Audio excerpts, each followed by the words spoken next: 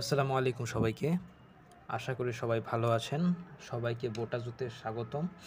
তো আমরা পড়তেছিলাম জীবনী শক্তি অধ্যায়টি জীববিজ্ঞানের নবম দশম শ্রেণীর। তো আজকে আমরা যেটা পড়বো সেটা হচ্ছে সালোক সংশ্লেষণ। গত ক্লাসে আমরা এটিপি নিয়ে বিভিন্ন আলোচনা করছি। তো আজকে আমরা আলোচনা করব সালোক সংশ্লেষণ নিয়ে। আজকে আমরা আলোচনা করব সালোক সংশ্লেষণ নিয়ে। সালোক সংশ্লেষণ, সালোক সংশ্লেষণ, সালোক সংশ্লেষণ। সালোক সংশ্লেষণকে ইংরেজিতে কী বলা হয়? ইংরেজিতে বলা হয় ফটোসিনথেসিস। ফটোসিনথেসিস, ফটোসিনথেসিস, সালোক সংশ্লেষণ বা ফটোসিনথেসিস। আচ্ছা, তো সালোক সংশ্লেষণ নিয়ে যদি আলোচনা করি, সালোক সংশ্লেষণ কাকে বলে? শুরুতেই যেটা আসবে মাথায়, এই জিনিসটা কি? সালোক সংশ্লেষণ কাকে বলে? কাকে বলে? কাকে বলে? তো সালোক সংশ্লেষণ কাকে বলে? সূর্যের আলোর উপস্থিতিতে, সূর্যের আলোর উপস্থিতিতে সূর্যালোক এবং ক্লোরোফিলের ভূমিকায়, ক্লোরোফিলের ভূমিকায়, সূর্যের আলোর উপস্থিতিতে এবং ক্লোরোফিলের ভূমিকায় বায়ুর কার্বন ডাইঅক্সাইড এবং পানির সমন্বয়ে, বায়ুর কার্বন ডাইঅক্সাইড এবং পানির সমন্বয়ে কার্বোহাইড্রেট বা শর্করা জাতীয় খাদ্য তৈরি করার প্রক্রিয়া, কার্বোহাইড্রেট বা শর্করা জাতীয় খাদ্য তৈরি করার প্রক্রিয়া, সেটাকে আমরা কি বলবো? সেটাকে বলবো হচ্ছে গিয়ে সালোক সংশ্লেষণ। তো এটা, এই সংজ্ঞাটার পরে একটা জাতীয় বিক্রিয়া আমাদের মাথায় আসে। জাতীয় বিক্রিয়াটা কি? যেহেতু কার্বন ডাইঅক্সাইডের মাধ্যমে তৈরি করব, তাহলে কার্বন ডাইঅক্সাইড আর হচ্ছে গিয়ে কি? পানি। কার্বন ডাইঅক্সাইড আর পানি দিয়ে আমরা কি করব? কার্বোহাইড্রেট বা গ্লুকোজ বা শর্করা তৈরি করব। আর এটার প্রভাবক কি থাকবে? আলো, সূর্যের আলো, ঠিক আছে? সানলাইট। এটার প্রভাবক হচ্ছে কি? সানলাইট। আর পাশাপাশি কোনটা সাহায্য করে? পাতার যে একটা উপাদান, সেটা কি? ক্লোরোফিল। Chlorophyll, chlorophyll. আর উৎপন্ন হয় কি? উৎপন্ন হয় শর্করা বা কার্বোহাইড্রেট, শর্করা বা কার্বোহাইড্রেট। আর কি? পানি এবং অক্সিজেন মুক্ত হয়, পানি আর অক্সিজেন মুক্ত হয়, পানি আর হচ্ছে গিয়ে অক্সিজেন মুক্ত হয়।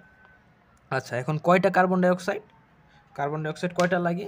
কার্বন ডাইঅক্সাইড লাগে 6টা। আর অক্সিজেন কয় অণু লাগে? 12 অণু। 6 অণু কার্বন ডাইঅক্সাইড আর 12 অণু হাইড্রোজেন, হাইড্রোজেন অক্সাইড মানে হচ্ছে গিয়ে পানি। পানি আর কার্বন ডাইঅক্সাইড মিলে সূর্যের আলো এবং হচ্ছে ক্লোরোফিলের উপস্থিতিতে কি উৎপন্ন করে? কার্বোহাইড্রেট বা শর্করা জাতীয় পদার্থ। কার্বোহাইড্রেট, কার্বোহাইড্রেট, কার্বোহাইড্রেট বা শর্করা, কার্বোহাইড্রেট বা শর্করা জাতীয় খাদ্য তৈরি করে। এবং কি মুক্ত হয়? 6 অণু পানি মুক্ত হয় এবং 6 অণু অক্সিজেন মুক্ত হয়। এই বিক্রিয়াটা কি? এই বিক্রিয়াটা হচ্ছে একটা জারণ বিজারণ বিক্রিয়া। সালোক সংশ্লেষণ এটা কি? একটা জারণ বিজারণ বিক্রিয়া। এটা হচ্ছে একটা জারণ বিজারণ বিক্রিয়া। জারণ বিজারণ, জারণ বিজারণ বিক্রিয়া, জারণ বিজারণ বিক্রিয়া। আর এই জারণ বিজারণ যে একই সাথে ঘটে, জারণ বিজারণ, এটাকে আমরা ইংরেজিতে কি বলি? রেডক্স বিক্রিয়া, রেডক্স রিঅ্যাকশন, রেডক্স রিঅ্যাকশন, ঠিক আছে? Redox reaction. তো এই ছিল মোটামুটি বেসিক আলোচনা। এখন এই সালোক সংশ্লেষণ কাকে বলে আমরা জানলাম। এর পরবর্তীতে আমাদের মাথায় যে প্রশ্নটা আসবে যে এটা কই ঘটে, কোথায় ঘটে, কোথায় ঘটে? সালোক সংশ্লেষণ কোথায় ঘটবে? কোথায় ঘটবে? সহজ হিসাব হচ্ছে, যেখানে আমরা কি পাবো? ক্লোরোফিল পাবো। যেখানে ক্লোরোফিল থাকে, যেখানে কি থাকে? ক্লোরোফিল পাবো যেখানে, সেখানে। ক্লোরোফিলটা কই থাকে? ক্লোরোফিল থাকে ক্লোরোপ্লাস্টে। ক্লোরোফিল থাকে কই? ক্লোরোপ্লাস্টে, ক্লোরোপ্লাস্টে। যেখানে ক্লোরোফিল থাকে সেখানে সালোক সংশ্লেষণ ঘটে। ক্লোরোফিল কই থাকে? ক্লোরোপ্লাস্টে থাকে। ক্লোরোপ্লাস্ট কই থাকে? উদ্ভিদে থাকে। উদ্ভিদের কোথায় থাকে? উদ্ভিদের সবুজ অংশে থাকে, উদ্ভিদের সবুজ অংশে থাকে, উদ্ভিদের সবুজ অংশে, উদ্ভিদের সবুজ অংশে থাকে, উদ্ভিদের সবুজ অংশে থাকে। তাহলে আমি যদি ইনডিরেক্টলি বলি বা সরাসরি যদি বলি, ডিরেক্টলি যদি বলতে চাই, কী হবে? যে কোথায় ঘটে সালোক সংশ্লেষণ? উদ্ভিদের সবুজ অংশে ঘটে, সবুজ অংশে ঘটে। সবুজ যেখানে আসে সেখানে সালোক সংশ্লেষণ ঘটে। তো এটা হচ্ছে আমরা জানলাম যে সালোক সংশ্লেষণ কোথায় ঘটবে। তাহলে যে সবুজ অংশগুলো কী কী আছে? আমাদের সবুজ অংশ কী কী আছে? পাতা থাকতে পারে, পাতা হতে পারে, কচিকাণ্ড হতে পারে, কচিকাণ্ড বা শিশু অবস্থায় যে কাণ্ড থাকে ওই সময় কাণ্ডের রং সবুজ থাকে, কচিকাণ্ড হতে পারে, পাতা হতে পারে। অনেক ক্ষেত্রে অনেক গাছের মূলও সবুজ হতে পারে, ওই ক্ষেত্রে মূলেও খাদ্য উৎপাদন হতে পারে। তো মূলত আমরা পাতা আর কচিকাণ্ড কি মূলত এই সবুজ অংশ হিসেবে ধরে থাকি আর কি। তো সালোক সংশ্লেষণের সংজ্ঞা জানলাম, সালোক সংশ্লেষণ কোথায় ঘটে সেটাও আমরা জানলাম। তো এখন আমরা জানবো যে সালোক সংশ্লেষণের আরও কিছু জিনিসপাতি সম্বন্ধে আলোচনা করবো। আচ্ছা, পাতায় যেহেতু হয়, পাতায় যে সালোক সংশ্লেষণ হয়, পাতার কোন টিস্যুতে হয়? পাতার কোন টিস্যুতে সালোক সংশ্লেষণ হয়? পাতার মেসোফিল টিস্যুতে। পাতার মেসোফিল টিস্যুতে। পাতার মেসোফিল টিস্যুতে। পাতার মেসোফিল টিস্যুতে কি হয়? পাতার মেসোফিল টিস্যুতে সালোক সংশ্লেষণ হয়। কেন? কারণ পাতার মেসোফিল টিস্যুতে কি থাকে? ক্লোরোফিল থাকে। ঠিক আছে, সেজন্য পাতার মেসোফিল কোষে ক্লোরোফিল থাকায় সেখানে কি হয়? সালোক সংশ্লেষণ হয়। ওকে, আর সালোক সংশ্লেষণে কী কী প্রভাবক লাগতেছে আমাদের? সূর্যের আলো লাগতেছে, ক্লোরোফিল লাগতেছে, কার্বন ডাইঅক্সাইড লাগতেছে, পানি লাগতেছে। ঠিক আছে, তো এই ছিল আলোচনা। এখন যদি আমরা আলোচনা করি যে সালোক সংশ্লেষণের ধাপ কয়টি, কয় ধাপে এটা সংঘটিত হয়। ঠিক আছে, তো সালোক সংশ্লেষণের ধাপ যদি আমরা আলোচনা করতে যাই, আমরা জানতে পারবো যে 2 ধাপে এটা সংঘটিত হয়। ধাপ বা পর্যায়। ধাপ বা পর্যায়। সালোক সংশ্লেষণের কয়টা ধাপ বা পর্যায়? কয়টা ধাপ? 2টা। কয়টা ধাপ? 2টা। সালোক সংশ্লেষণ কয়টি পর্যায়ে সংঘটিত হয়? 2টি পর্যায়ে। একটা কি? একটা হচ্ছে দিনে, একটা হচ্ছে রাতে। দিনে কি? আলোক পর্যায়। আর রাতে কি? অন্ধকার পর্যায়। দিনে যেটা থাকে সেটা কি? আলোক নির্ভর পর্যায়। আলোক নির্ভর। আলোক নির্ভর পর্যায়। আর রাতে কি থাকে? রাতে থাকে কি? অন্ধকার পর্যায়। অন্ধকার পর্যায়। অন্ধকার পর্যায়, অথবা এটাকে আমরা কি বলতে পারি? আলোক নিরপেক্ষ পর্যায়। আলোক নিরপেক্ষ পর্যায়। আলোক নিরপেক্ষ পর্যায়। আলোক পর্যায় আর অন্ধকার পর্যায়, এই দুইটাই হচ্ছে সালোক সংশ্লেষণের ধাপ। এখন আমরা এই 2টা ধাপ নিয়ে আলোচনা করব। সালোক সংশ্লেষণের আলোক নির্ভর পর্যায় এবং অন্ধকার পর্যায়, 2টা নিয়েই আমরা আলোচনা করব। ওকে, তো প্রথমে আমরা আলোচনা করব কি নিয়ে? আলোক নির্ভর পর্যায় নিয়ে। প্রথমেই আমরা আলোচনা করব আলোক নির্ভর পর্যায় নিয়ে। আলোক নির্ভর পর্যায়। প্রথমেই আমরা আলোচনা করব আলোক নির্ভর পর্যায় নিয়ে। তো আলোক নির্ভর পর্যায়ে কি হয়? আলোক নির্ভর পর্যায়ে কি হয়? আলো প্রয়োজন হয়। আলো প্রয়োজন হয়। আলো প্রয়োজন হয়। এর ফলে এটা কখন সংঘটিত হয়? এটা সংঘটিত হয় কি? দিনে সংঘটিত হয়, যখন সূর্যের আলো বিদ্যমান থাকে। সূর্যের আলোতে সংঘটিত হয়। এখন এখানে 2টা কাজ হয়। এখানে 2টা কাজ হয়। একটা কি? কয়টা কাজ হয়? 2টা। একটা কি? ফটোলাইসিস হয়। ফটোলাইসিস হয়। আরেকটা কি হয়? ফটো ফসফোরাইলেশন হয়। ফটো ফসফোরাইলেশন, এই 2টা কাজ হয়। ফটোলাইসিস হয়, আরেকটা হচ্ছে ফটো ফসফোরাইলেশন হয়। ফটোলাইসিস হয় এবং ফটো ফসফোরাইলেশন হয়। এখন আমরা আলোচনা করি ফটোলাইসিস জিনিসটা কি। ফটোলাইসিস জিনিসটা কি? ফটোলাইসিস, ফটো মানে কি? ফটো মানে হচ্ছে গিয়ে আলো। আলো। লাইসিস মানে কি? লাইসিস মানে হচ্ছে গিয়ে ভাঙা। ভাঙা। আলোর দ্বারা ভাঙা। কি ভাঙবে? পানির অণুকে ভাঙবে। পানির অণুকে ভাঙবে। পানির অণুকে কি এর দ্বারা ভাঙবে? ফটো মানে কি? আলো। আলো দ্বারা ভাঙবে। আলো দ্বারা ভাঙবে। ঠিক আছে, পানির অণুকে ভাঙবে। ভেঙে কি উৎপন্ন করা হবে? পানিতে কি কি আছে দেখি আমরা। পানিতে হাইড্রোজেন আছে, তাহলে H+। পানিতে আর কি আছে? পানিতে হাইড্রোজেন আছে। ঠিক আছে, আর কি আছে পানিতে? অক্সিজেন আছে। অক্সিজেন আছে। ঠিক আছে, অক্সিজেন। আর কি আছে? ইলেকট্রন আছে। আর কি আছে? ইলেকট্রন আছে। হাইড্রোজেন, অক্সিজেন আর ইলেকট্রন নির্গত হবে। পানির অণুকে ভাঙা হবে। ভাঙার পরে কি উৎপন্ন হবে? হাইড্রোজেন। হাইড্রোজেন কি? H+ যে আয়ন, হাইড্রোজেন, এটাকে কি বলা হয়? প্রোটন বলা হয়। H+কে কি বলা হয়? প্রোটন বলা হয়। এই H+কে প্রোটন বলা হয়। H+কে প্রোটন বলা হয়। কেন প্রোটন বলা হয়? আচ্ছা দেখি। একটা নিউক্লিয়াস যদি হয়, হাইড্রোজেনের নিউক্লিয়াস যদি হয়, এটা হাইড্রোজেনের কয়টা পারমাণবিক সংখ্যা? 1। তাহলে বাইরের কক্ষপথে একটা ইলেকট্রন আছে। আর কেন্দ্রের মধ্যে কি আছে? যেহেতু হাইড্রোজেনের ভর কত? হাইড্রোজেনের ভর কত? হাইড্রোজেনের ভরও 1। ভরও 1, তাহলে নিউট্রন সংখ্যা কত এটার? 0। তাহলে এটা নিউট্রন 0। তাহলে কেন্দ্রে কি আছে? প্রোটন আছে। কেন্দ্রে প্রোটনটা আছে। আর যদি একটা ইলেকট্রন ছাইড়া দেয় তাহলে কি হয়? H+। H+ তো হচ্ছে এটা নাই, এটা চলে যায়, এটা চলে গিয়ে H+ হয়। H+ যদি থাকে তাহলে মাঝখানে শুধু প্রোটনটা আছে। নিউট্রন সংখ্যা এটার 0। H+ যেটা, এটা নিউট্রন সংখ্যা 0। এটার ইলেকট্রন সংখ্যা কত? 0। আর এটার প্রোটন সংখ্যা কত? প্রোটন সংখ্যা 1টি। তাই H+ আয়নটি কি? H+ আয়নটা হচ্ছে প্রোটন। তো তো কি কি উৎপন্ন হলো? উৎপন্ন হলো H+, O2- আর হচ্ছে গিয়ে কি? ইলেকট্রন, মানে কি হাইড্রোজেন অক্সিজেন আর হচ্ছে ইলেকট্রন, হাইড্রোজেন অক্সিজেন আর ইলেকট্রন উৎপন্ন হয়, হাইড্রোজেন অক্সিজেন আর ইলেকট্রন উৎপন্ন হয়, এটা কি ফটোলাইসিস। আর ফটোফসফোরাইলেশন কি, ফসফোরাইলেশন, ফটোফসফোরাইলেশন এটা হচ্ছে এটিপি তৈরির একটি প্রক্রিয়া, এটা হচ্ছে এটিপি তৈরির প্রক্রিয়া, এটিপি তৈরির প্রক্রিয়া, এটিপি তৈরির প্রক্রিয়া, এটিপি তৈরির প্রক্রিয়া। ফটো যেহেতু, সেহেতু এটা দিনে ঘটবে, আলোর ভূমিকা আছে, আলোর ভূমিকা আছে। ফসফোরাইলেশন যেহেতু, তার মানে কি ফসফেটের একটা কাজ আছে, ফসফোরাইলেশন যেহেতু, ফসফোরাইলেশন, লেশন মানে কি ফসফেট যুক্ত হবে, ফসফেট যুক্ত হবে, ফসফোরাইলেশন মানে কি ফসফেট যুক্ত হবে, ফসফেট যুক্ত হবে, ফসফেট যুক্ত হবে, ফসফেট যুক্ত হবে। এখন ফসফেট কিসের সাথে যুক্ত হবে? আচ্ছা, আমি একটা টার্ম গত ক্লাসে বলছিলাম, গত যে আগের ক্লাসটা আছে সেটার মধ্যে বলছিলাম যে এডিপি, এডিনোসিন ডাইফসফেট, এই এডিনোসিন ডাইফসফেট, ঠিক আছে, ডাই মানে কি, ডাই মানে কি, ডাই মানে হচ্ছে গিয়ে কি দুই, ডাই মানে হচ্ছে দুই, ডাই মানে হচ্ছে দুই, মানে এডিপি এডিনোসিন ডাইফসফেট মানে এখানে দুইটা কি আছে, ফসফেট আছে। এখন আমরা কি যুক্ত করব, ফসফোরাইলেশন মানে আরেকটা ফসফেট যুক্ত করব, আরেকটা ফসফেট যুক্ত করব, আরেকটা ফসফেট যুক্ত করব। পিআই মানে হচ্ছে ইনঅর্গানিক ফসফেট বা কি অজৈব ফসফেট, ঠিক আছে, ইনঅর্গানিক বা অজৈব ফসফেট। এখন আরেকটা ফসফেট যুক্ত করতেছি, এখানে ডাইফসফেট মানে দুইটা ফসফেট ছিল, এখানে একটা ফসফেট যুক্ত হইলে কয়টা ফসফেট উৎপন্ন হয়, তিনটা, তিনটাকে আমরা কি বলবো, ট্রাই। তাহলে কি উৎপন্ন হলো, এটিপি বা অ্যাডিনোসিন ট্রাইফসফেট, অ্যাডিনোসিন ট্রাইফসফেট। এই বিক্রিয়ার মাধ্যমে হচ্ছে কি হয়, এটিপি তৈরি হয়। তা এই প্রক্রিয়াকে কি বলা হয়, ফটোফসফোরাইলেশন, ফটোফসফোরাইলেশন। আর এখানে কি কাজ করে, আলো তো লাগবে, যেহেতু ফটো মানে কি আলো, তাহলে এটার একটা প্রভাবক হচ্ছে আলো। আর যেহেতু পাতার মধ্যে ঘটতেছে, তাহলে ক্লোরোফিলের অবশ্যই ভূমিকা আছে সবুজ অংশে, তাহলে ক্লোরোফিল। তাহলে এডিপির সঙ্গে অজৈব ফসফেট যুক্ত হয়, ডাইফসফেট, ডাই মানে দুই, দুইটার সাথে, এই দুইয়ের সাথে আরেকটা ফসফেট যুক্ত হইলো তিনটা ফসফেট, তিনটাকে আমরা কি বলি, ট্রাই। ট্রাইফসফেট মানে কি অ্যাডিনোসিন ট্রাইফসফেট মানে কি এটিপি, জৈব মুদ্রা বা শক্তি মুদ্রা, ঠিক আছে।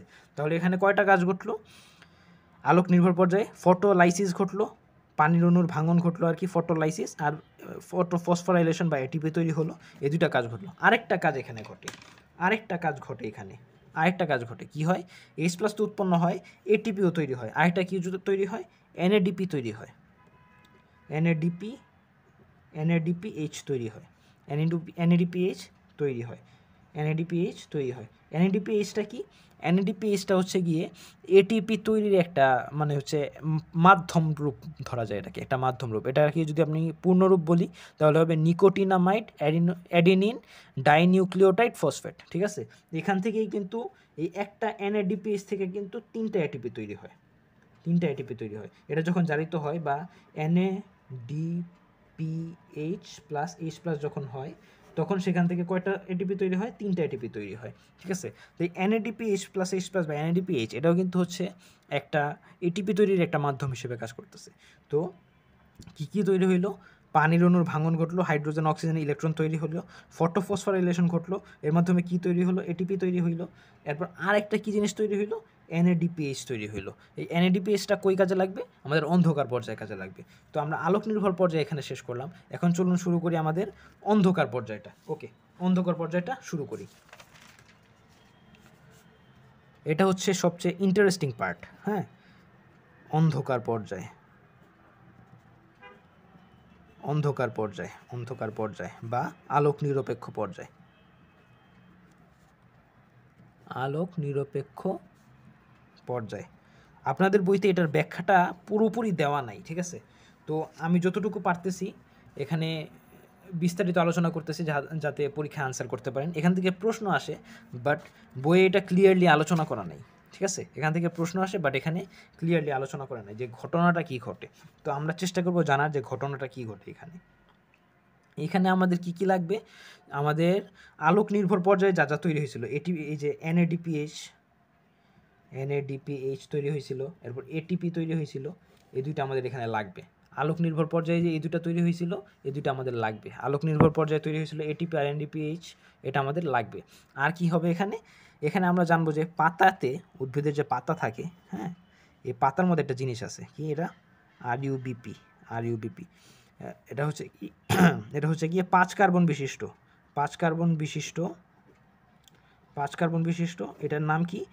রাইবুলোজ বিসফসফেট বা রাইবুলোজ ডাইফসফেট, ঠিক আছে? Ribulose 1,5 bisphosphate, ribulose 1,5 bisphosphate. এটা কয় কার্বন বিশিষ্ট? এটা হচ্ছে গিয়ে 5 কার্বন বিশিষ্ট, 5 কার্বন বিশিষ্ট। রাইবুলোজ 1,5 বিসফসফেট, এটা 5 কার্বন বিশিষ্ট। আর 1,5 মানে হচ্ছে গিয়ে 1 নাম্বার আর 5 নাম্বার কার্বনের মধ্যে ফসফেট গ্রুপ যুক্ত আছে। আর 20 মানে হচ্ছে গিয়ে 2, 20 মানে হচ্ছে গিয়ে দুইটি ফসফেট, 20 মানে হচ্ছে গিয়ে 2টা ফসফেট। 1 নাম্বার আর 5 নাম্বার কার্বনে 2টা ফসফেট যুক্ত আছে, তাই 20 মানে 2 মানে 2টা ফসফেট। 2টা ফসফেট কই যুক্ত আছে? রাইবুলোজ অণুর 1 নাম্বার এবং 5 নাম্বার কার্বনে যুক্ত আছে। রাইবুলোজটা কয় কার্বন বিশিষ্ট? 5 কার্বন বিশিষ্ট, ঠিক আছে? রাইবুলোজ একটি 5 কার্বন বিশিষ্ট শর্করা, যেখানে কি থাকে যে 1 নাম্বার এবং 5 নাম্বার কার্বনে 2টা ফসফেট যুক্ত থাকে, তাই এটাকে বলা হয় কি? Ribulose 1,5 bisphosphate. এখন এই রাইবুলোজ যে 1,5 বিসফসফেট, এখানে কি হয়? এখানে আমাদের একটা কার্বন ডাইঅক্সাইড যুক্ত, বায়ু থেকে যে কার্বন ডাইঅক্সাইড আছে, বায়ুর যে কার্বন ডাইঅক্সাইড আছে এখানে আসে। বায়ুর কার্বন ডাইঅক্সাইড আসার পরে যে কার্বন ডাইঅক্সাইডের মধ্যে কী আছে? যে কার্বন আছে, এই কার্বন, আর এখানে কয়টা কার্বন ছিল? 5টা কার্বন ছিল, 5টা কার্বন ছিল। মানে এই 5টা কার্বন আর একটা কার্বন যুক্ত হয়ে কয়টা কার্বন হইল? 6টা কার্বন, 6টা কার্বন তৈরি হইল। তো এই 6টা কার্বন মিলে কি হয়? 6 কার্বন বিশিষ্ট অস্থায়ী কিটো অ্যাসিড তৈরি করে, অস্থায়ী কিটো অ্যাসিড।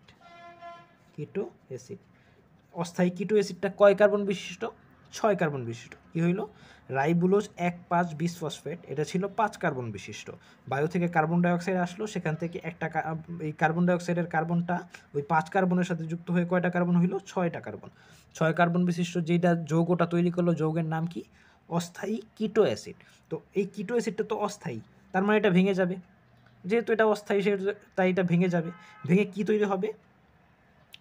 আচ্ছা, যদি ভাঙে সমান 2 ভাগে ভাঙবে, তাহলে 3 কার্বন বিশিষ্ট 2টা অণু তৈরি করবে। কি তৈরি করবে? 3 phosphoglyceric acid, phosphoglyceric 3 phosphoglyceric acid, 3 phosphoglyceric acid. এটা কয় অণু? 2 অণু উৎপন্ন করে। যেহেতু 6টা কার্বন বিশিষ্ট ছিল, অর্ধেক অর্ধেক ভাগ হয়েছে, অর্ধেক ভাগ হয়ে কি উৎপন্ন হইল? 3 কার্বন বিশিষ্ট ফসফোগ্লিসারিক অ্যাসিড তৈরি করলো। কয় অণু? 2 অণু। এটাকে আমরা কি বলি সংক্ষেপে?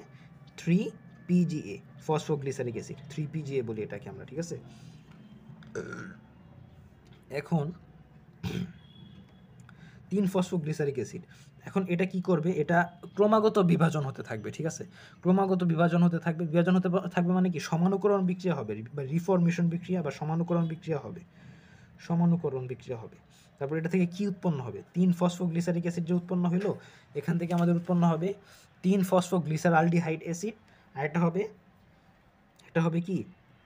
3 ফসফোগ্লিসারালডিহাইড, 3 ফসফোগ্লিসারালডিহাইড। আরেকটা কি উৎপন্ন হবে?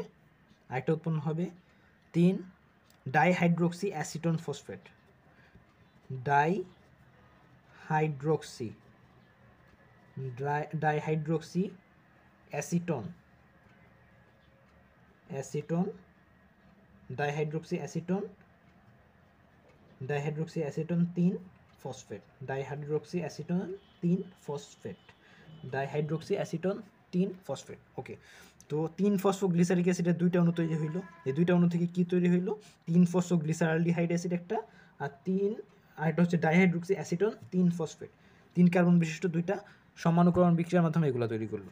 এরপর এই যে 3 ফসফোগ্লিসারালডিহাইড অ্যাসিড আর হচ্ছে ডাইহাইড্রোক্সি অ্যাসিটোন 3 ফসফেট, এই 2টা কী করবে? এই যে আমাদের যে এটিপি মহাশয় আর NADPH মহাশয় ছিল, এই 2 মহাশয়ের সহায়তায় কী করবে? এই 2 মহাশয়ের সহায়তায় ক্রমাগত কিছু বিক্রিয়ার মাধ্যমে কি তৈরি করবে? শর্করা তৈরি করবে। আর সূর্যালোকের অনুপস্থিতিতে শর্করা তৈরি করবে বা কার্বোহাইড্রেট তৈরি করবে। এরপর পুনরায় আবার এই প্রক্রিয়াটা চলমান থাকবে, কার্বন ডাইঅক্সাইডের সাহায্যে বিক্রিয়া করে এই পুনরায় প্রক্রিয়াটা আবার পুনরায় সচল থাকবে, এভাবেই চলতে থাকবে। তো এটা ছিল মূলত অন্ধকার পর্যায় সম্পূর্ণ মোটামুটি আলোচনা। তো অন্ধকার পর্যায়ের আলোচনার মধ্যে এতটুকু ব্যাখ্যা হলো অন্ধকার পর্যায়ের যে ধাপগুলো আছে, যেভাবে অন্ধকার পর্যায়টা সংগঠিত হয় সেগুলা। কিন্তু অন্ধকার পর্যায়ের মধ্যেও কয়েকটা চক্র আছে, কার্বন ডাইঅক্সাইড যে চলাচল করে এর মধ্যে কয়েকটা চক্র আছে। কয়টা চক্র আছে? 3টা চক্র আছে। আমাদের 3টা চক্র আছে, 3টা চক্র। এই 3টা চক্র কি কি? 3টা চক্র কি কি? একটা হচ্ছে কি C3 চক্র, C3 চক্র। C3 চক্রের আরেক নাম কি? ক্যালভিন চক্র। ক্যালভিন বেনসন এটা আবিষ্কার করছেন, তাই এটাকে কি বলা হয়? ক্যালভিন চক্র। ক্যালভিন চক্র, C3 চক্র বা কি ক্যালভিন চক্র। আরেকটা কি আছে? C4 চক্র। এটা কি? হ্যাচ ও স্ল্যাক চক্র। C4 চক্রের আরেক নাম কি? হ্যাচ ও স্ল্যাক চক্র, হ্যাচ ও স্ল্যাক চক্র। আরেকটা কি আছে? ক্রাসুলেসিয়ান অ্যাসিড মেটাবলিজম বা CAM চক্র। CAM বা ক্রাসুলেসিয়ান অ্যাসিড মেটাবলিজম বা অ্যাসিড বিপাক। ঠিক আছে, এমতে কি মেটাবলিজম, হ্যাঁ মেটাবলিজম বা বিপাক। ঠিক আছে, তো এটা হচ্ছে 3টা চক্র।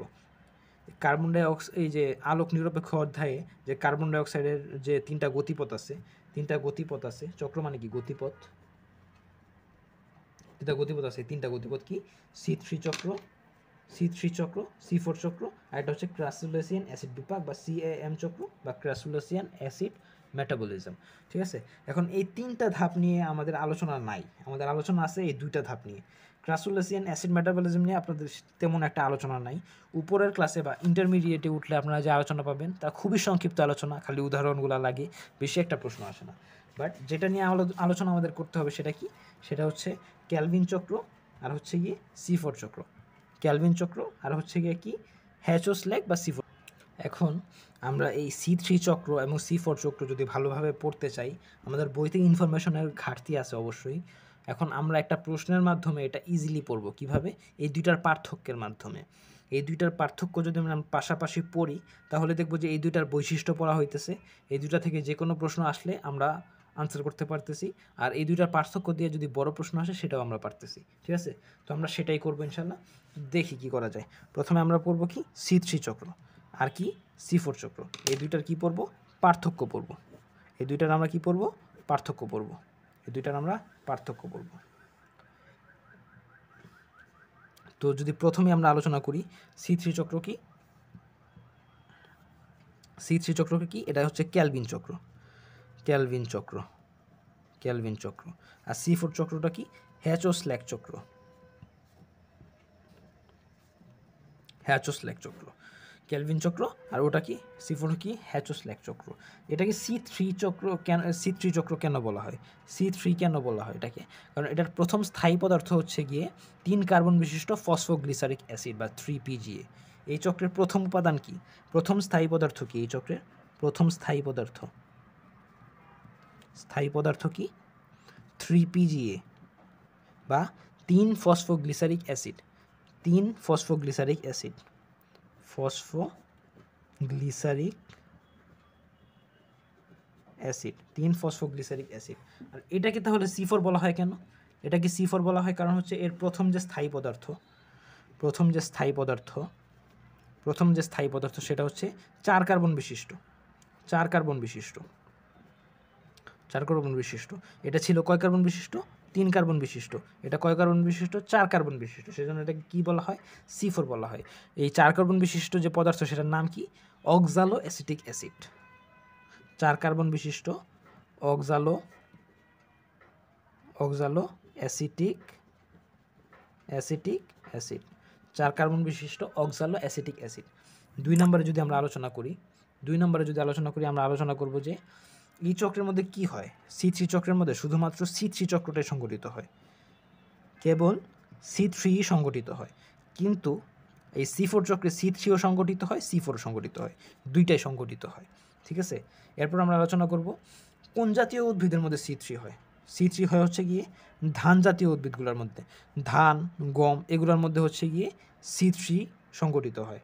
আর C4 কিসের মধ্যে হয়? C4 হয় বিভিন্ন মানে একটু ভিন্ন ধরনের জিনিস, বাঁশ আকৃতির জিনিস যেগুলো আছে, ঠিক আছে, যেমন আখ, হ্যাঁ, বাঁশের মতো দেখতে অনেকটা। তারপর হচ্ছে গিয়ে ভুট্টা কিন্তু হচ্ছে যেভাবে র্যাপ করা থাকে বা এর হচ্ছে ডালগুলো যেরকম থাকে মনে হয় যে এটা কিন্তু অনেকটা দেখতে আখের মতোই। আখ ক্ষেত আর ভুট্টাকে প্রায় কাছাকাছি দেখতে। তো ভুট্টা ধরে নিলাম, মনে রাখেন ভাই, মনে রাখেন এভাবে একটু, ঠিক আছে। আখ, ভুট্টা, তারপর হচ্ছে গিয়ে কি মুথা ঘাস, মুথা ঘাস, এই জাতীয় যে উদ্ভিদগুলো আছে সেগুলো হচ্ছে গিয়ে কি, সেগুলোতে সি ফোর সংগঠিত হয়। C3 হচ্ছে কি ধান জাতীয়, ধান জাতীয় মানে কি ধান বা গম, হ্যাঁ ধান বা গমের মধ্যে হচ্ছে মোটামুটি C3 হয়। আর C4 কিসের মধ্যে হয়, আখ, ভুট্টা আর মুথা ঘাস এগুলোতে, ঠিক আছে। এখন আমরা আলোচনা করি 4 নম্বরে আসি। 4 নম্বরে কি আলোচনা করব, আচ্ছা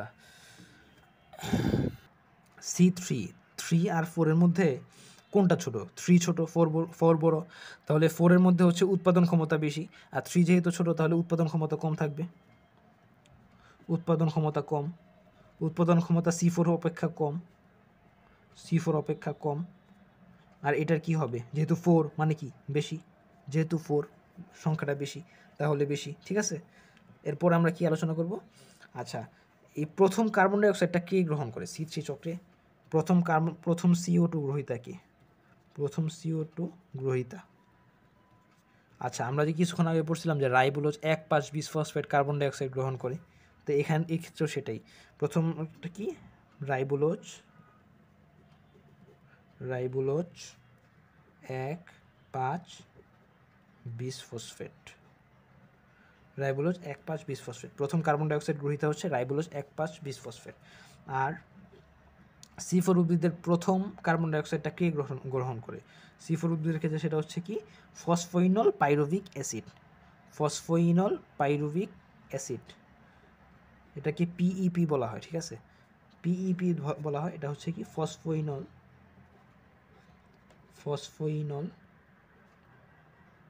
পাইরুভিক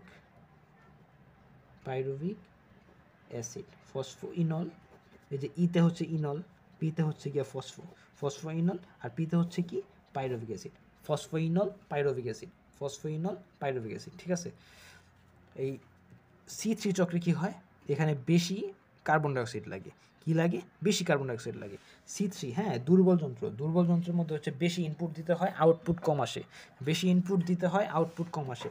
বেশি ইনপুট কত, 50 থেকে 150 ppm, 50 থেকে 150 ppm CO2 বা ইনপুট লাগে, ঠিক আছে। আর C4 যেহেতু এটা কম ইনপুটেই কাজ করে, বেশি ইনপুট দিতে হয় না, বেশি তথ্য দিতে হয় না, অল্পতেই কাজ করে, এটাতে কত লাগে 0.1 থেকে 10 ppm CO2 লাগে।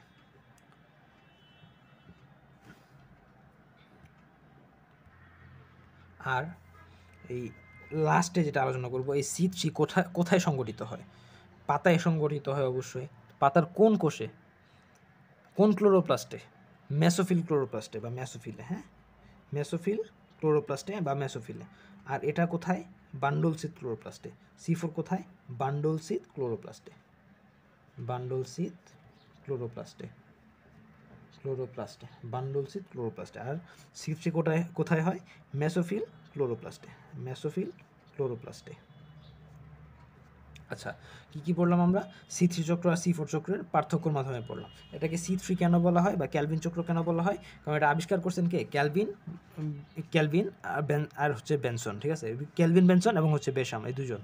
আর C4 কেন, হ্যাচ আর স্ল্যাগ, বিজ্ঞানী হ্যাচ এবং স্ল্যাগ এই দুজন মিলে আবিষ্কার করছে, সেজন্য এটাকে কি বলা হয়, হ্যাচ ও স্ল্যাগ চক্র বলা হয়। আচ্ছা C3, এটা C3 যেহেতু 3 রিলেটেড কিছু একটা হবে, ঠিক আছে, কারণ কি এখানে প্রথম স্থায়ী পদার্থকে 3 ফসফোগ্লিসারিক অ্যাসিড, আর C4 চক্রের মধ্যে যেটা থাকে প্রথম স্থায়ী পদার্থ সেটা কি 4 কার্বন বিশিষ্ট হয়, সেটা কি অক্সালো অ্যাসিটিক অ্যাসিড, ঠিক আছে। C3 চক্রের মধ্যে কেবল C3 হচ্ছে, আর C4 এ C3 এবং C4 বেশি হচ্ছে, দুইটাই হচ্ছে, তাই C4 অবশ্যই শক্তিশালী, তাই C4 এ উৎপাদ বেশি হবে, উৎপাদ বেশি হবে এবং C4 এ কী হবে, অল্প কার্বন ডাইঅক্সাইডে বেশি খাদ্য দিবে, 0.1 থেকে 10 ppm কার্বন ডাইঅক্সাইডে অনেক বেশি উৎপাদন দেয়। আর C3-তে বেশি লাগে, কত কার্বন ডাইঅক্সাইড লাগে, 50 থেকে 150 ppm লাগে, ইনপুট বেশি লাগে, ঠিক আছে। C3 হয় হচ্ছে মেসোফিল ক্লোরোপ্লাস্টে, আর C4 হয় বান্ডলসিত ক্লোরোপ্লাস্টে, ঠিক আছে। তো এই ছিল C4 আর C3-র পার্থক্য, এবং পার্থক্যের মধ্যে আমরা মাধ্যমে C3 আর C4 এর বৈশিষ্ট্যগুলো আমরা পড়ে ফেলছি। এখন আমরা যেটা পড়ব সেটা হচ্ছে, এখন আমরা পড়ব যে সালোকসংশ্লেষণে একটা জিনিস আছে যেটা খুবই গুরুত্বপূর্ণ ভূমিকা পালন করে, সেটা কি, সেটা হচ্ছে কি ক্লোরোফিল।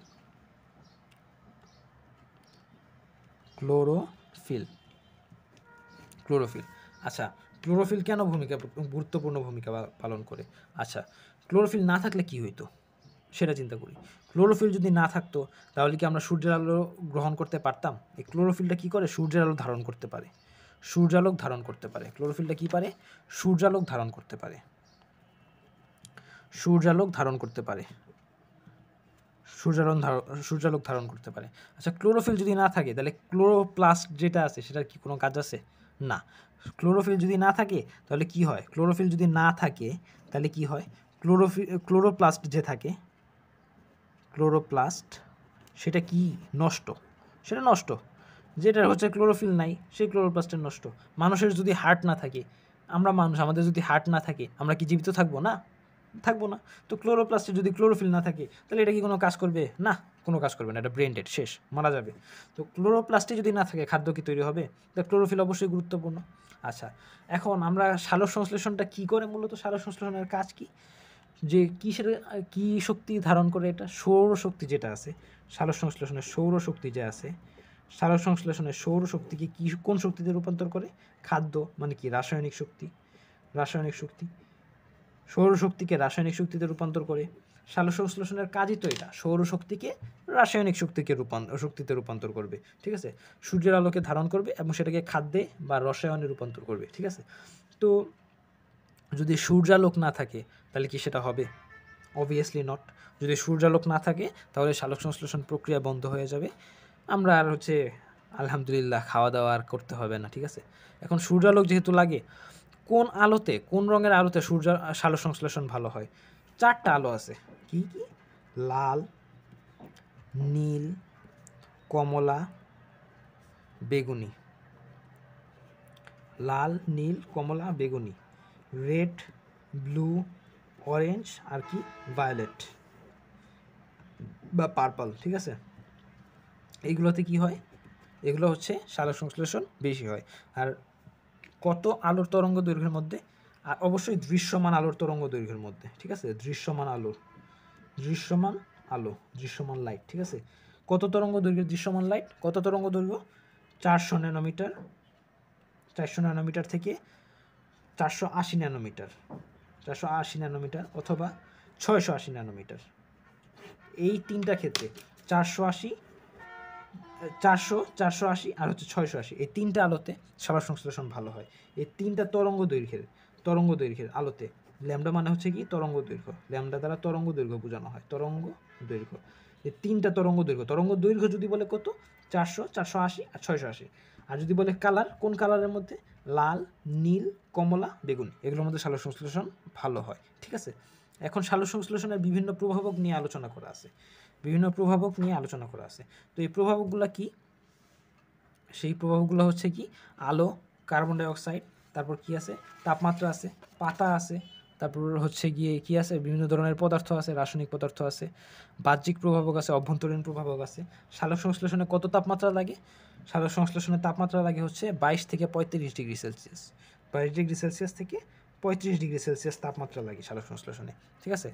আর সালোক সংশ্লেষণের যে প্রভাবকগুলো আছে আপনারা মোটামুটি পয়েন্টগুলো পড়বেন, রিডিং দিবেন, মোটামুটি পারবেন ইনশাল্লাহ। আর প্রভাবকগুলো কিন্তু আসে মোটামুটি, সিকিউতে কম আসে বাট এমসিকিউতে আসে, বাট এমসিকিউতে যা আসে আপনারা পারবেন। কিভাবে পারবেন? কয়েকবার রিডিং দিবেন, দেখবেন মনে থাকবে। আর না হলে একটা কাজ করতে পারেন যে বাহ্যিক প্রভাবক, অভ্যন্তরীণ প্রভাবক দুইটা আছে, তো প্রভাবকগুলোর প্রথম যে বর্ণগুলো আছে ওইগুলো কাজে লাগিয়ে দিতে পারেন। যেমন আপনি যদি বলেন যে বাহ্যিক প্রভাবক, যদি বলেন বাহ্যিক প্রভাবক নিয়ে যদি আলোচনা করি তাহলে আপনারা লিখতে পারেন যে আকাতাপা অক্সিখনিরা, অক্সিখনিরা। বাহ্যিক প্রভাবক আমরা এইভাবে মনে রাখতে পারি যে প্রথম ওয়ার্ডগুলো দিয়ে, বাট এটা না করার জন্য আমি সাজেস্ট করব, বাট চাইলে করতে পারেন। আকাতাপা অক্সিখনিরা, ঠিক আছে? বাহ্যিক প্রভাবকগুলো। আতে কি? আলো। কতে কি? Carbon die oxide. তাপা মানে সেখান থেকে রাখতে পারি কি? তাপমাত্রা। অক্সিতে কি? অক্সিজেন। খনিতে খনিজ লবণ। রাতে কি? খনিতে খনিজ লবণ। আর রাতে কি? রাসায়নিক পদার্থ। ইজি। তো এভাবে আমরা চাইলে মনে রাখতে পারি, ঠিক আছে? আর আমরা একবার করে রিডিং দিব, ইনশাল্লাহ বুঝে যাবো এগুলা। এরপর আছে কি? সালোক সংশ্লেষণের গুরুত্ব। সালোক সংশ্লেষণের গুরুত্ব আছে। গুরুত্ব অফ ফটোসিনথেসিস। গুরুত্ব অফ ফটোসিনথেসিস, ঠিক আছে। গুরুত্ব নিয়ে যদি আমরা আলোচনা করি তাহলে কি আমাদের তো খাদ্য লাগবে, খাদ্য তৈরি করবে, না থাকলে আমরা খাদ্য পাবো না। আমরা কি হেটারোট্রফিক, আমরা মানুষরা, আমরা প্রাণীরা কি হেটারোট্রফিক, খাদ্যের জন্য উদ্ভিদের উপর নির্ভর করি। এবং যদি সূর্যের শক্তির প্রধান উৎস হচ্ছে সূর্য কি করে, সৌরশক্তিকে রাসায়নিক শক্তিতে রূপান্তর করে। তো সৌরশক্তিকে রাসায়নিক শক্তি রূপান্তর করার জন্য কি লাগবে, সালোক সংশ্লেষণ প্রক্রিয়াটা লাগবে, ঠিক আছে। তো এই প্রক্রিয়া কি তৈরি হবে, খাদ্য তৈরি হবে, আমরা খাবো, বাইচা থাকবো, শেষ। কিন্তু যদি খাদ্যই তৈরি না হয়, আমরা খাবো কি, না খায় তো মরেই যাব, শেষ। তো এইটাই হচ্ছে ঘটনা। তো খাদ্য একটা প্রথম জিনিস। তারপর হচ্ছে সালোক সংশ্লেষণের ফলে কী হয়, যে বায়ুর যে কার্বন ডাইঅক্সাইডগুলো আছে উদ্ভিদ সেগুলো গ্রহণ করে নিজের খাদ্য গ্রহণ করে, আর আমরা যে অক্সিজেন যে আমাদের প্রয়োজন সেই অক্সিজেনের চাহিদাটা পূরণ হয়। তাহলে CO2 আর হচ্ছে কি O2 অক্সিজেন, এই দুটোর কী হয়, ভারসাম্য রক্ষা হয়, ঠিক আছে, ভারসাম্য রক্ষা হয়। যদি সালোক সংশ্লেষণ না থাকে কী হইব, ভারসাম্য থাকবো না। আর যেখানে অক্সিজেন নাই সেখানে মানুষ নাই, সোজা হিসাব, ঠিক আছে। আর ঘটনা কি হচ্ছে যে বিজ্ঞানীরা ধারণা করে আর কি যে পৃথিবীতে শুরুতে নাকি অক্সিজেন ছিল না, ঠিক আছে। তো অক্সিজেন আমাদের তো জীবিত মানুষ যদি বাইচা থাকতে চায় অক্সিজেন তো মাস্ট, খাদ্য পরে আগেও অক্সিজেন লাগবে, ঠিক আছে। তো অক্সিজেন যেহেতু লাগবে, এই অক্সিজেন তৈরি হয়েছিল এই সালোক সংশ্লেষণ প্রক্রিয়াতেই, ঠিক আছে। না হলে মানুষের অবতারই হইতো না, মানুষ পৃথিবীতে আসতোই না, এরকম বিজ্ঞানীদের ধারণা হচ্ছে তাই, ঠিক আছে। তারপর হচ্ছে অক্সিজেনের একটা নির্দিষ্ট পরিমাণ আছে, সেটা আমাদের লাগবে। অক্সিজেনের পরিমাণ কত, অক্সিজেনের পরিমাণ হচ্ছে কি 20.95%। আর কার্বন ডাইঅক্সাইডের পরিমাণ কত, কার্বন ডাইঅক্সাইডের পরিমাণ বায়ুতে কত, এটা কিন্তু বায়ুতে, ঠিক আছে, আমি বায়ুতে বলছি। কার্বন ডাইঅক্সাইডের পরিমাণ বায়ুতে হচ্ছে গিয়ে কি 0.03%। আর হচ্ছে গিয়ে পানিতে কত, পানিতে হচ্ছে 0.3%, ঠিক আছে। এই ভারসাম্য রক্ষা করতে আমাদের অক্সিজেন অবশ্যই প্রয়োজন, ঠিক আছে। আমাদের শ্বসন ক্রিয়া সচল থাকে। কেন সচল থাকে, কারণ কি কার্বন ডাইঅক্সাইডের মাধ্যমে, অক্সিজেন আর কার্বন ডাইঅক্সাইড এটার ভারসাম্য রক্ষার মাধ্যমেই কিন্তু আমাদের যে শ্বসন প্রক্রিয়া সেটা কিন্তু আমাদের স্টিমুলাইজড থাকে, ঠিকঠাক থাকে, না হলে কিন্তু ভারসাম্য রক্ষা হতো না। এরপর হচ্ছে বিভিন্ন ধরনের গাছ আছে যেগুলো ঔষধি গাছ, ঠিক আছে। এরপর বিভিন্ন গাছ আছে যেগুলো হচ্ছে তেল তৈরি করা হয়, বিভিন্ন ধরনের জ্বালানি তৈরি করা হয়। এইগুলো যে তৈরি করা হয় উদ্ভিদ থেকে তৈরি করা হয়, যদি আমাদের সালোক সংশ্লেষণ প্রক্রিয়া না থাকে এগুলোও তৈরি হবে না। তো আমি মোটামুটি গুরুত্বগুলো সবগুলো আলোচনা করে ফেলছি, ঠিক আছে। তো এখন ঘটনা হচ্ছে যে পরীক্ষায় যদি প্রশ্ন আসে সালোক সংশ্লেষণের গুরুত্ব বর্ণনা করো বা ব্যাখ্যা করো, তখন কি এইগুলো লিখবেন? না, আমি অনেকগুলা কথা বলছি, ঠিক আছে, অনেকগুলা কথা বলছি, এগুলো মনে রাখবেন। ওইগুলা মাথায় নিয়ে বইটা একটু রিডিং লিখবেন, দেখবেন বইয়ে অনেক রংচং মাখায় ঝাঁকানাকা করে এই ছোট জিনিসটাকে অনেক বড় করে ফেলছে। ওই বড়টা পড়বেন, মাথায় রাখবেন, পরীক্ষার হলে গিয়ে আনসার করবেন, নম্বর পাবেন, তারপর হচ্ছে আমাকে ধন্যবাদ দিবেন, ইজি, ঠিক আছে, থ্যাংক ইউ।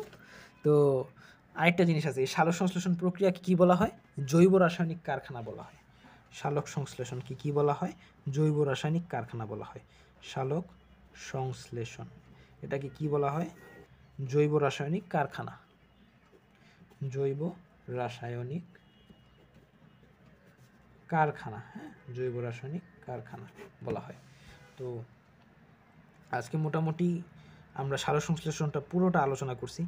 নেক্সট ক্লাসে আমরা ট্রাই করব শোষণটা পুরোপুরি আলোচনা করতে। ততক্ষণ পর্যন্ত আমাদের সাথে থাকুন, আমাদেরকে সাপোর্ট করুন ইনশাল্লাহ। আর আমাদের ক্লাসগুলো যদি ভালো লাগে, ক্লাসগুলো যদি আপনাদের উপকারে আসে, অবশ্যই আসারই কথা, অনেক ভালো ক্লাস করাই আলহামদুলিল্লাহ, জাস্ট জোকিং। কিন্তু আমি যা ট্রাই করি আপনাদেরকে বোঝানোর ট্রাই করি যাতে আপনাদের কাছে ইজি হয়, আর কোনো টপিক বাদ যেন না যায় সেদিকে খেয়াল রাখি। হয়তোবা প্রথমে টপিকটা একটু পিছনের দিকে যাইতে পারে, একটু শেষে যাইতে পারে, তো সেটা আপনাদের ভালোর জন্যই করি আর কি, যাতে আপনাদের বুঝতে ইজি হয়। তো আমাদের ভিডিওগুলো যদি আপনাদের ভালো লেগে থাকে, আমাদের সাথে থাকেন, আমাদেরকে সাপোর্ট করেন, আমাদের চ্যানেলটাকে সাবস্ক্রাইব করে রাখতে পারেন, আমাদের ফেসবুক পেজে যুক্ত হতে পারেন। তারপর হচ্ছে বিভিন্ন স্টুডেন্টদের সাথে কন্ট্যাক্ট করার জন্য আমাদের যে গ্রুপ আছে বোটাজু গ্রুপ, সেটাতে যুক্ত হতে পারেন। পাশাপাশি আপনাদের ফ্রেন্ডদের সাথে এটা শেয়ার করতে পারেন। দেখেন, জ্ঞান অর্জনের ক্ষেত্রে কখনো কঞ্জুসি করতে নেই, ঠিক আছে, সবার সাথে শেয়ার করতে হয় যাতে তারাও উপকৃত হতে পারে, ঠিক আছে। তো ততক্ষণ পর্যন্ত স্টে টিউনড উইথ বোটাজু। থ্যাংক ইউ সবাইকে, আসসালামু আলাইকুম।